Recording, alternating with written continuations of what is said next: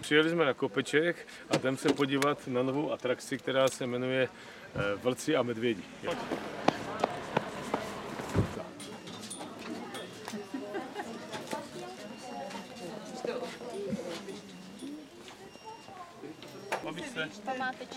To mají tam u toho.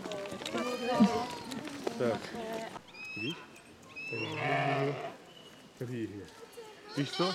To jsou takovýhle ovce má Ivoš. Jiříku, to je radost, co? Ty to umíš, to je bezvadný. Že? Až stačí na příkladem. To je hezký tady. Oni už to tuší, že už ví, že bude krmený. Už tak někdy dostali? No. Vypruhovaný koní.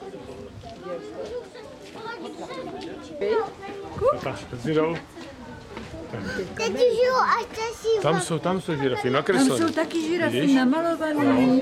No, co papají. A dívej, tady je velká žirafa, tady je. To je sameček. To je sameček tady. To je tata. Za ušima. Ona na nás za odměnu plivne. A ona nás omeje jazykem. Omeje jazykem až za ušima. Tak, jdeme. Pojď. A půjdeme tam. Pozadu, jo? Se podívat. Vavrinko, jak se ti líbí v zoologické, řekneš mi na kameru? Pojď se podívat na ty. Neboj. Vidíš? Pohledě, tady maličkej, dívej. Au, dejte ho.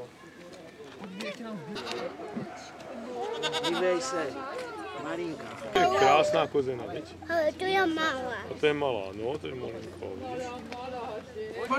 Nejlepší byl krokodýl Tonda, jak ukazoval zuby. Tonda.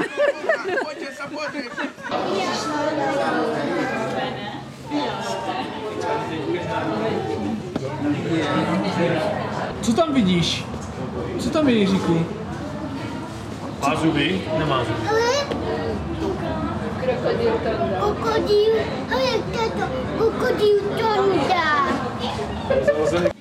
Tak se zamotáme? Ještě trošku zamotáme? Aby na vzduchu mu utekl. Trošku zamotáme.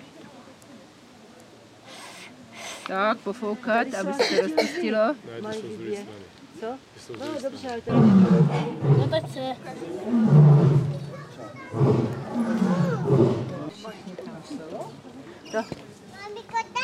Ona není hodná, ona zaslouží.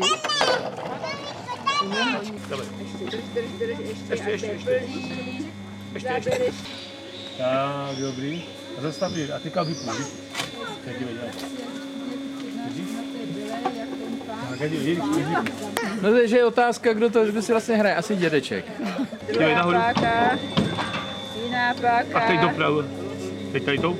Dívej, podívej. A ještě nahoru. Dobrý, stačí. A pustíme. A pustíme, vidíš? Dobrý.